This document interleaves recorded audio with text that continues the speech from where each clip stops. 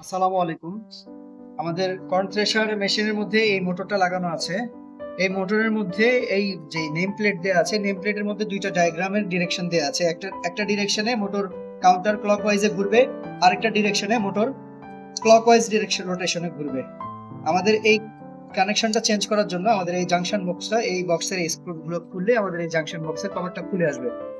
Junction বক্সের কভারটা খোলার পরে আমরা কানেকশনটা দেখব। আমাদের এইভাবে দেয়া আছে V1 U2 U1 W2, এটার থেকে এটা কানেক্ট করা আছে, এটা থেকে এটা কানেক্ট করা আছে। এই কানেকশনটা হচ্ছে কাউন্টার ক্লকওয়াইজ। এই যে এখানে যেভাবে ডিরেকশন দেওয়া আছে, এটার থেকে এটা, এটার থেকে এটা, এটা আমরা পেয়ে যাচ্ছি কাউন্টার ক্লকওয়াইজের কানেকশন। আমাদেরকে নিয়ে আসতে হবে ক্লকওয়াইজ রোটেশনের দিকে।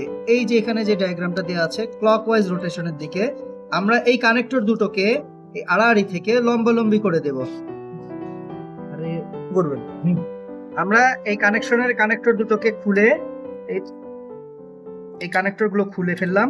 এখন আমরা এই U1 and V1 A connect করে দিলাম, and W2 and U2 তে কানেক্ট করে দিলাম।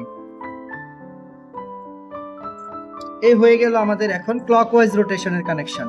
এখানে যেভাবে ডায়াগ্রামটা করা আছে, আমরা কানেকশনের মধ্যে এই কানেক্টর গুলোকে এটার থেকে এটা কানেক্ট করলাম, এটা থেকে এটা কানেক্ট করলাম, আমাদের হয়ে গেল এখন ক্লকওয়াইজ কানেক্টর। আমাদের এই ইনপুট যে পাওয়ার কেবলটা আছে, তখন এই পাওয়ার কেবলটা এটার সাথে এটা কানেক্ট হবে, এটার সাথে এটা কানেক্ট হবে। ধন্যবাদ।